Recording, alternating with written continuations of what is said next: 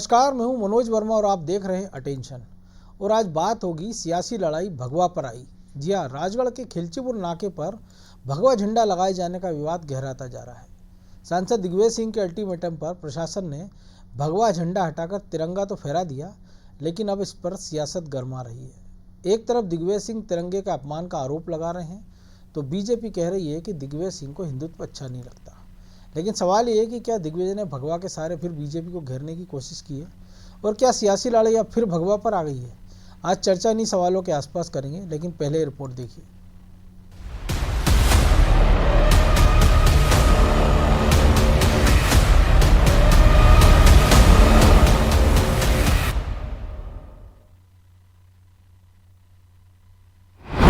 भगवा पर भड़के दिग्गी पर हमलावर हुई बीजेपी।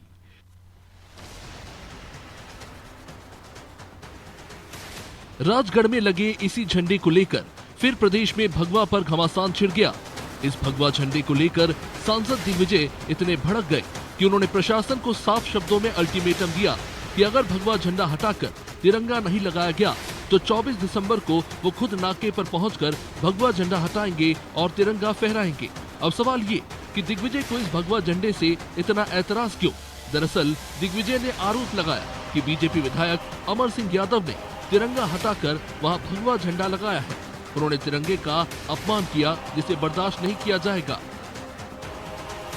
राजगढ़ का जो प्रतिमा है, भारत माता की जो प्रतिमा है, जहाँ की तिरंगा लहराया गया था, उस तिरंगा को हटाकर यहाँ के राजगढ़ के माननीय विधायक जी ने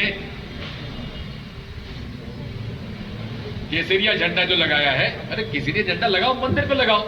राघोगढ़ किले पे आज भी केसरिया झंडा लगा, जाके देख लो। हम लोग मांग करते हैं जिला कलेक्टर महोदय से, हम 24 तारीख को जाएंगे। आपसे अनुरोध है जिला कलेक्टर महोदय, या तो आप उस झंडे को उतार कर तिरंगा लगा दीजिए 24 तक, नहीं तो हम उसको उतारेंगे और भारत का तिरंगा झंडा उस पर हम लहराएंगे। अब जैसे ही दिग्विजय ने प्रशासन को अल्टीमेटम दिया, उसके कुछ घंटों के भीतर ही आला अफसरों ने भारत माता चौराहे पर गार्ड ऑफ ऑनर के साथ राष्ट्रीय ध्वज फहरा दिया। हालांकि अब इस मामले पर दिग्विजय के आरोपों पर बीजेपी की भी प्रतिक्रिया आई है। बीजेपी प्रदेश अध्यक्ष वी डी शर्मा ने तो ये तक कह दिया कि दिग्विजय को हिंदुत्व अच्छा नहीं लगता। मुझे ऐसा लगता है कि दिग्विजय सिंह को देश के अंदर कुछ भी अच्छा नहीं लगता है, हिंदुत्व भी उन्हें अच्छा नहीं लगता है और विश्व बंधुत्व भी अच्छा नहीं लगता है। मैंने कहा ना, नकारात्मक राजनीति यही कांग्रेस के नेतृत्व का आज आधार देश के अंदर है, लेकिन देश जानता है। भगवा हिंदुत्व को लेकर दिग्विजय सिंह की क्या राय है, ये तो खैर किसी से छिपी नहीं। वो कई बार इसके बहाने बीजेपी को घेरते आए हैं। हालांकि इस बार उन्होंने इसका विरोध इसलिए भी किया क्योंकि इस भगवा झंडे को तिरंगा उतार कर लगाया गया था और इस वक्त कांग्रेस संविधान राग आलापने में लगी है, लिहाजा दिग्विजय को मौका मिल गया इस बहाने तिरंगा के अपमान का आरोप लगाने का। खैर, भगवा झंडे को उतार दिया गया है, लेकिन इस पर सियासी पारा चढ़ता जा रहा है। ब्यूरो रिपोर्ट, अनादि टीवी।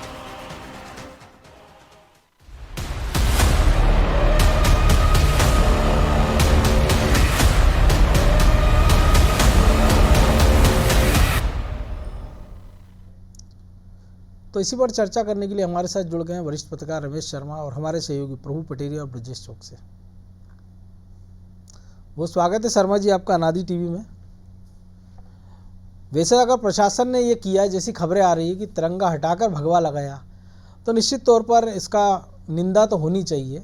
लेकिन ये भी हो सकता था कि जो दिग्विजय सिंह ने सार्वजनिक रूप से कहा, उतना तो है, वो पूर्व मुख्यमंत्री हैं, सांसद हैं, वो किसी अधिकारी को फ़ोन करके ये भी कह सकते थे कि इसको हटाने की जगह इसके बगल में तिरंगा भी सम्मान से फहरा दिया जाए या भगवा दूसरी जगह लगा दिया जाए, तो शायद ये मामला उतना उछलता नहीं जितना ये बन गया है। नहीं, निश्चित रूप से ये बात सही है। और यहाँ मुझे लग रहा है कि दोनों लोगों का कुछ अतिरेक है अभिव्यक्ति में। सबसे पहले तो मान लीजिए अगर वहां तिरंगा पहले से लगा था तो उसके बगल में भगवा ध्वज लगा देते। तिरंगा उतार करके भगवा ध्वज लगाना, मैं समझता हूं उनको भी इस बात पे विचार करना चाहिए था। क्या अगर यहाँ पर तिरंगा पहले से लगा हुआ था तो तिरंगा हटा करके भगवा ध्वज उनको नहीं लगाना था। अब अगर वो भगवा ध्वज लगा गए तो उसके बगल में नए सिरे से तिरंगा लगा देते तो कुल मिलाकर के दोनों पक्ष कहीं ना कहीं अतिरेक का इसमें काम कर रहे हैं। और इस तरीके से हालांकि उतारना कोई बहुत अपमान नहीं है, आमतौर पर संध्या के समय फिर झंडा उतारा ही जाता है और प्रातकालीन उस पर चढ़ाया जाता है तिरंगा। तो लेकिन कई जगह फहराता रहता है रात में भी, लेकिन वो परंपरा नहीं है रात को फहराने की। शाम को सूर्यास्त के बाद उतर जाता है ध्वज, राष्ट्र ध्वज, और सूर्योदय के साथ लगता है।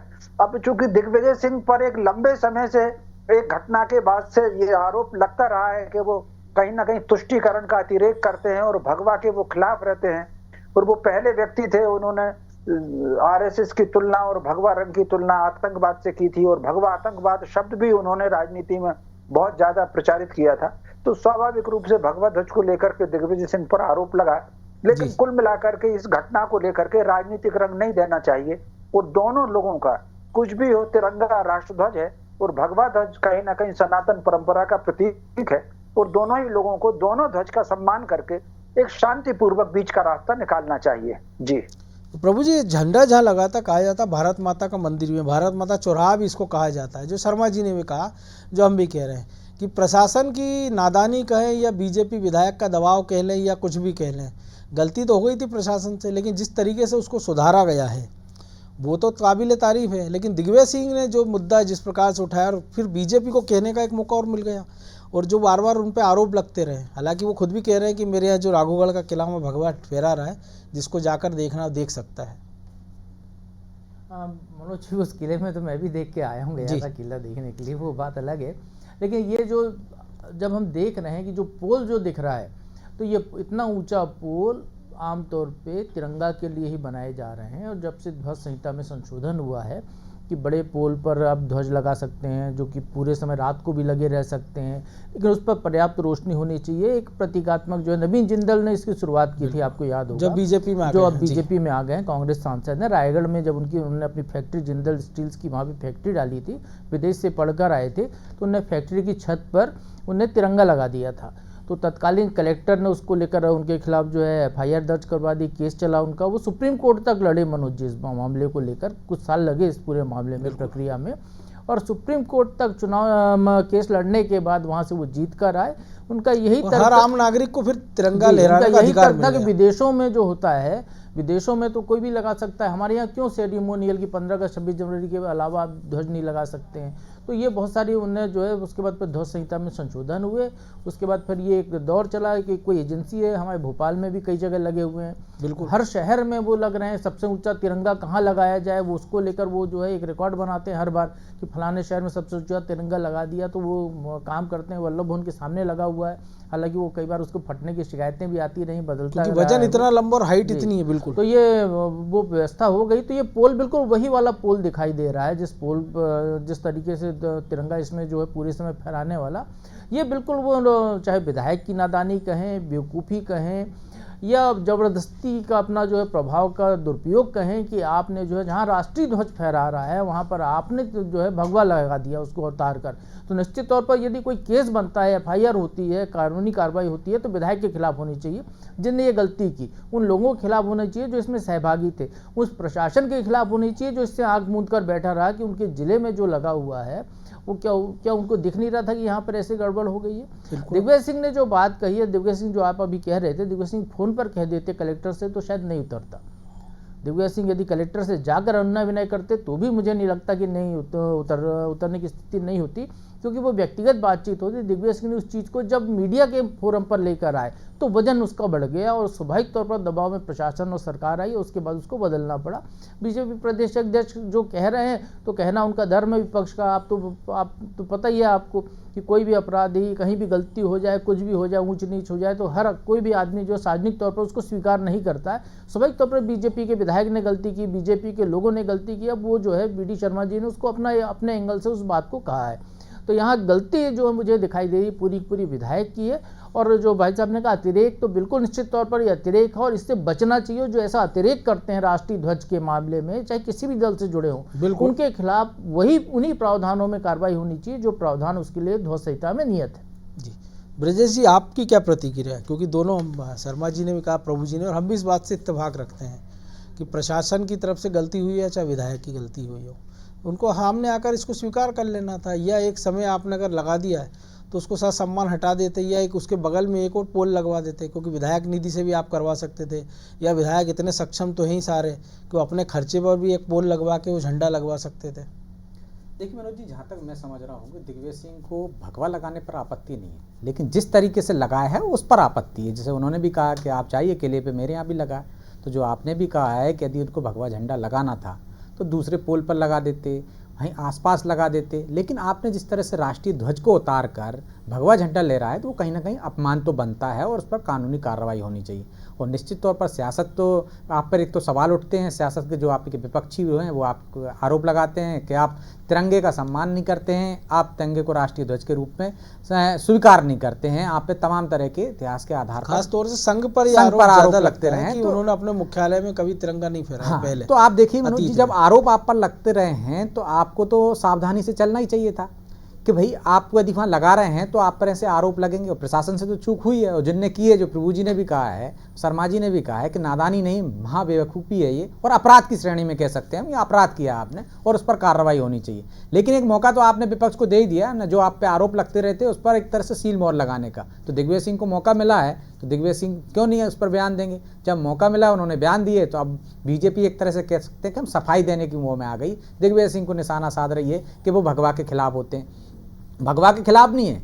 यदि उन्होंने एक शब्द कह दिया, जो घटना घटित हुई है उसमें मुझे नहीं लगता है, जो कह रहे हैं सही कह रहे हैं, जो प्रभु जी ने कहा यदि कलेक्टर फोन पर कहते, हो सकता है वो कहते तो कार्रवाई हो भी जाती। लेकिन उनको भी एक मौका मिल गया ना मनोज जी सियासत करने का कि भाई देखिए, हम जो आरोप लगाते हैं आरएसएस पर, बीजेपी वालों पर, वो आरोपों की पुख्ता ये प्रमाण है कि किस तरह से वो राष्ट्र ध्वज को उतार कर उसका अपमान करते हैं। तो राजनीति में तो लोगों को मौका मिलना चाहिए, और खासकर राजनेताओं को, तो वो उसको बनाते हैं। तो दिग्विजय सिंह यहाँ बनाते नजर आ रहे हैं, लेकिन मैं समझता हूँ कि वो ना चाह कर भी इसको यदि चाहते तो शांति से समाधान भी हो जाता है, और जिनसे गलती हुई है वो अपनी गलती सुधार भी कर सकते थे। और जैसे कि पहले होता रहा है कि कोई गलतियां करता है तो अपराध दर्ज होता है, तो प्रशासन अब अपराध दर्ज कर ले, लेकिन वहाँ पर भी वो सत्ता पक्ष से जुड़े लोग हैं, इसलिए अपराध दर्ज नहीं हो रहा। तो कहीं ना कहीं सियासत तो उसमें होगी, आप यदि कार्रवाई नहीं करेंगे तब भी सियासत होगी। तो मुझे लगता है दोनों ही पक्षों को इसमें अपनी गलती, एक पक्ष को स्वीकार कर लेनी चाहिए थी, तो शायद स्वीकार कर लेते तो दूसरा पक्ष इसमें सियासत नहीं करता। एक ये भी हो सकता था ना कि जब कलेक्टर को या बाकी लोगों को पता चल गया है कि ये ध्वज के लिए जब हटाया जा रहा था, तो विधायक हो सकता है एक समझदारी दिखाते कि एक और पोल लेकर पहुंच जाते या तिरंगा लेकर पहुंच जाते कि इसको लगे रहने दीजिए, हम नया ध्वज लगा देते हैं। जिला प्रशासन भी ये कर लेता तो भी शायद मामला उस मोड़ की तरफ नहीं बढ़ता जहाँ चला गया। निश्चित तौर पर ऐसा हो सकता था, प्रशासन सजग रहता तो ऐसे कई मौके आते हैं कि ऐसे ही घटनाक्रम आते हैं जो टल जाते हैं प्रशासन की सतर्कता से, या जो वहाँ पे मौजूद रहते हैं उनकी सतर्कता से। अति उत्साह में कई बार कार्यकर्ता ऐसे कर जाते हैं नेताओं के। और वैसे भी तो बांग्लादेश तो है नहीं है मनोज जी, यदि आपने भगवा झंडा लहरा दिया तो आप पे अपराध दर्ज होगा, लेकिन वो तरीका गलत है आपका। आप कहीं भी झंडा लहरा सकते थे भगवा जी, लेकिन आपने तिरंगा हटा के लहरा है, इसलिए गलत है। मैं पहले भी कह चुका हूँ ना प्रभु जी कि गलत इसलिए है, यदि आप भगवा लहरा रहे थे या आपको झंडा कहीं पे भगवा तानना था या लगाना था, या बिल्डिंग पे लगा देते, एक और पोल लगा के लगा देते, तो कहीं कुछ इस तरह की बात नहीं होती। लेकिन मैंने वही कहा ना कि गलती आपने कर दी, अब सियासतदारों को मौका मिल गया, वो सियासत करने लगे। बिल्कुल। तो शर्मा जी, एक और बात निकल कर आई इसमें कि ये जो झंडा लगाया था, इस दौरान एक रैली निकल रही थी वहाँ कि भारत को हिंदू राष्ट्र बनाया जाए, और उसको लेके पूरी एक बड़ी सारी रैली निकली, भगवा ध्वज लेकर लोग निकले। और ऐसी एक रैली हमने देखा पिछले महीने बागेश्वर धाम के पीठाधीश्वर उन्होंने निकाली थी, उसमें हालांकि दिग्विजय सिंह के बेटे भी नज़र आए थे, जयवर्धन भगवा लिए। तो शायद विधायक भी ज़्यादा अतिरेक, जैसा आपने कहा कि ज़्यादा अतिरेक में आ गए, कि वो उनको लगा कि वो मेरे एक झंडा फहराने से हिंदू राष्ट्र बन जाएगा, शायद इसलिए मूर्खता उन्होंने कर दी। नहीं, निश्चित रूप से जैसा कि मैंने कहा है कि ये उत्साह के अतिरेक में उन्होंने ऐसा किया, और राष्ट्र ध्वज को उतार करके ये बिल्कुल नहीं लगाना था, एक अलग से पोल गाड़ कर भगवा लगा देते। अब ये हो गया है, और फिर मुझे लग रहा है कि एक बार अगर उन्होंने कुछ गड़बड़ कर दिया तो उनको अपनी गलती का एहसास भी हुआ भी होगा। क्योंकि अगर मान लीजिए वो अपनी गलती का एहसास उनको नहीं होता, तो प्रशासन जब भगवा उतार करके तिरंगा लहरा रहा था, जैसे कि समाचार आ रहे हैं, तो कुछ ना कुछ वो विरोध प्रकट करने के लिए आते। कोई हिंदू राष्ट्र घोषित हो उसके लिए कोई चल समारोह निकालता है, जुलूस निकालता है, भगवा फहराता है, सबका अपना अधिकार है। लेकिन राष्ट्र ध्वज को उतार करके कहीं ना कहीं ये एक छोटी सी चूक तो हुई है, और इसको दोनों ही पक्षों को इसको राजनीति का मुद्दा ना बना करके, कहीं ना कहीं राष्ट्रीय मुद्दे अलग होते हैं, राजनीतिक मुद्दे अलग होते हैं, तो ना बना करके उनको भी कहना चाहिए कि हाँ हो गया, और कुछ भी अपना प्रायश्चित रूप से कह दें कि हम एक दिन भर का उपवास करेंगे, और इनको भी इतना सार्वजनिक नेतागिरी नहीं, राजनीतिक नहीं करना चाहिए। राष्ट्र के मुद्दों को कहीं ना कहीं समन्वय से, समझाइश से और शांतिपूर्वक राष्ट्र के मुद्दों को निपटाना चाहिए। राष्ट्रीय बिंदुओं को कभी भी राजनीति में नहीं लेकर आना चाहिए, और इसको कोई स्वीकार नहीं करेगा कि अब ठीक है कि उस वक्त उन्होंने फहरा दिया तो फहरा दिया, लेकिन उसको कोई स्वीकार नहीं करेगा। तो इस आधार पर इस मुद्दे को राजनीति से अलग हट करके ही कहीं ना कहीं स्वविवेक के आधार पर, आत्म जागृति के आधार पर इसको इसी तरीके से लेना चाहिए। लेकिन शर्मा जी लेता कौन है? अब देखिए, अंबेडकर के अपमान का मुद्दा पूरी कांग्रेस उठा रही है और जीतू पटवारी वो सम्मान की बात कर रहे हैं, और वो ही अंबेडकर की जो तस्वीर है उसको अपने पैर पर रख के वहां पे भाषण के पॉइंट लिख रहे हैं। तो भाई उनको मौका मिला तो वो भी सियासत कर रहे हैं, इनको मौका मिला तो ये भी सियासत कर रहे हैं। देखिए, स्वाभाविक रूप से अंबेडकर जी एक बहुत महान आदमी हैं, वो बात अलग है, लेकिन कहीं ना कहीं और संविधान जो अपना समिति थी उसके वो संयोजक भी थे, जो प्रारूप समिति के संविधान सभा के अध्यक्ष डॉक्टर राजेंद्र प्रसाद थे, लेकिन जो प्रारूप समिति थी उसके अध्यक्ष सभा संयोजक जो है डॉक्टर अंबेडकर थे। लेकिन कहीं ना कहीं कोई भी व्यक्ति राष्ट्र से ऊंचा नहीं हो सकता। ध्वज जो है वो राष्ट्र का प्रतीक होता है। व्यक्ति महान होते हैं, व्यक्तियों से राष्ट्र बनता है, और उसकी पहचान ध्वज होती है। वो दोनों में फर्क है। अब अंबेडकर जी को लेकर के कांग्रेस की तो दोनों अलग अलग बातें हैं। आप कल्पना कर सकते हैं, एक चुनाव में अंबेडकर जी को सहायक को तोड़वा करके कांग्रेस ने टिकट दिया और उनको चुनाव में हराया था।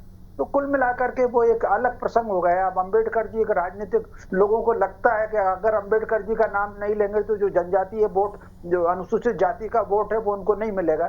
तो योजना पूर्वक उनको स्थापित करने के बराबर प्रयत्न चल रही है। और सबसे बड़ी एक आश्चर्यजनक बात यह है, अंबेडकर जी अपने जीवन में मूर्ति पूजा के सख्त खिलाफ थे। जैसे गौतम बुद्ध मूर्ति पूजा के बिल्कुल पक्ष में नहीं थे, वो विरुद्ध थे।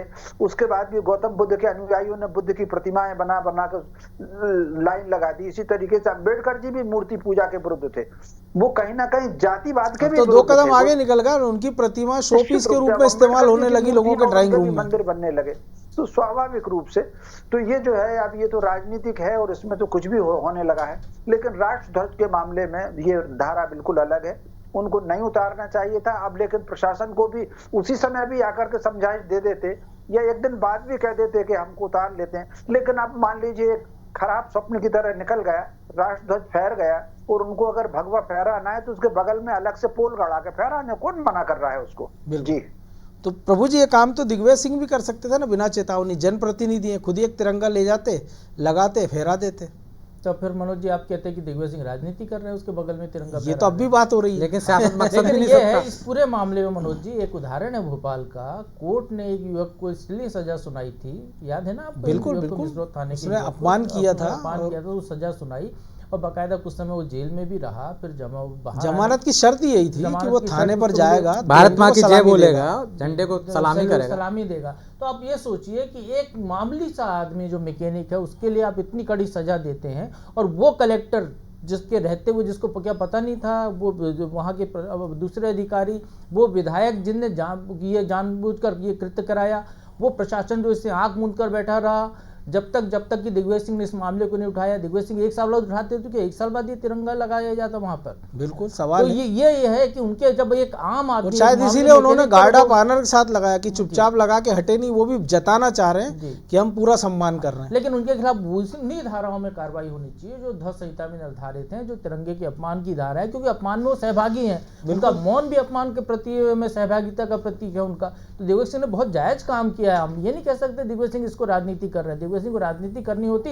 तो वहां पर वो रामधुन गाते, उपवास कर लेते, वहां पर जो भाई साहब कह रहे हैं वहां पर वो उपवास करने बैठ जाते हफ्ते भर का, वो पूरी कांग्रेस को वहां पे खड़ा कर लेते। लेकिन दिग्विजय सिंह ने वैसी राजनीति नहीं की ना इस पूरे मामले पर जैसी होनी चाहिए राजनीति जो होती है। वो चाहते तो बहुत बड़ा मुद्दा था ये कांग्रेस के लिए, भारतीय जनता पार्टी को घेरने के लिए, लेकिन उन्होंने उस तरीके की राजनीति की। दिग्विजय सिंह चूंकि आवाज़ उनकी है तो उन्होंने बोला, उनकी आवाज़ का असर हुआ और प्रशासन गया। लेकिन इस पूरे मामले में कार्रवाई निश्चित तौर पर होनी चाहिए, एक सबक मिलना चाहिए। जब आप एक मजदूर को सजा दे सकते हैं, एक मैकेनिक को सजा दे सकते हैं, तो फिर उस व्यक्ति को सजा क्यों नहीं मिलती जो कि पढ़े लिखे हैं, जो उनके ऊपर दायित्व है इनका सम्मान का, बिल्कुल, जिनकी रक्षा का दायित्व है, राष्ट्रीय गौरव, राष्ट्रीय प्रतीकों की रक्षा का दायित्व जिला प्रशासन पे के अधिकारियों पे होता है, उस विधायक पर होता है जो संविधान की शपथ लेके विधानसभा में पहुंचा है। वो यदि अपमान कर रहे हैं तो उनको यूं ही नहीं छोड़ा जा सकता कि उनसे चूक हो गई, गलती हो गई। ऐसे लोगों पर तो कड़ी कार्रवाई होनी चाहिए और जल्दी होनी चाहिए, जिससे एक सबक मिले और दोबारा कोई ऐसी भारत की अस्मिता, राष्ट्रीय गौरव प्रतीकों के साथ ऐसी हरकत ना कर सके। बिल्कुल। तो ब्रजेश जी, बिल्कुल होना चाहिए, लेकिन क्या संयोग माने कि एक तरफ पूरी कांग्रेस आम्बेडकर का मुद्दा उठा रही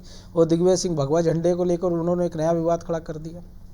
देखिए मनोज जी, इसको संयोग ही कह सकते हैं कि यदि उनके संज्ञान में हो सकता अभी तत्काल में वो मामला आया हो, पहले से नहीं आया हो, तो उन्होंने वो मुद्दा उठा दिया है।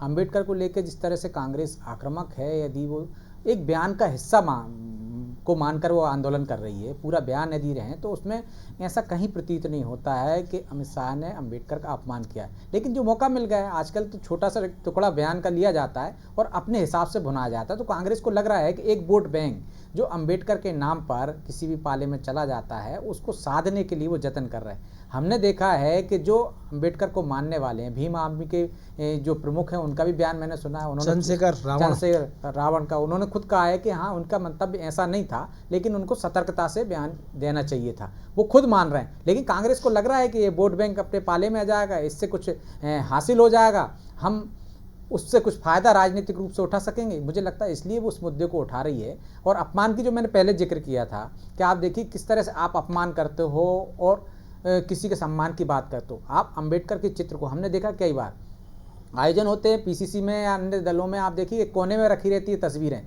आपने माल्यार्पण किया, उसके बाद चले जाते हैं। तो नेताओं के कहने में और करने में बहुत अंतर होता है मनोज जी, पब्लिक में दिखाने के लिए। लेकिन एक जो तस्वीर आई है जो बीजेपी के प्रवक्ता ने अपने ट्विटर पे डाली है, आप उसमें देखिए किस तरह से वो तस्वीर लेते हैं जीतू पटवारी और उसमें पैर पर रखते हैं। जब उनके ही अपने लोग ये बताते हैं कि सामने मीडिया है और आप ये गलत कर रहे हैं, तब उनको ये एहसास होता है कि हाँ, मैं भी अपमान कर रहा हूँ। तो आप देखिए कि कई बार जाने अनजाने में ये चीज़ें हो जाती हैं। यदि अमित शाह के बयान को भी लें तो हो सकता है कि वो धारा प्रवाह में बोल गए, यदि आप मानो उसको तरह का अपमान। यदि इसी तरह हम जीतू पटवारी का लें कि हो अनजाने में हो गई, वो जानबूझकर अपमान नहीं किया उन्होंने, तो इस तरह की घटनाएं हो जाती हैं। लेकिन सियासत में जब मौका मिलता है विरोधियों को, तो वो इस तरह के मुद्दे उठाते हैं ताकि उसका राजनीतिक लाभ उठा सके। वही यहाँ नजर आ रहा है। लेकिन जो खिलचीपुर में हुआ उसको हम अनजाने में नहीं कह सकते, लेकिन उम्मीद की जाना चाहिए कि राजनेता और ब्यूरोक्रेट इससे सबक लेंगे। बहरहाल समय इतना ही था, बहुत धन्यवाद शर्मा जी।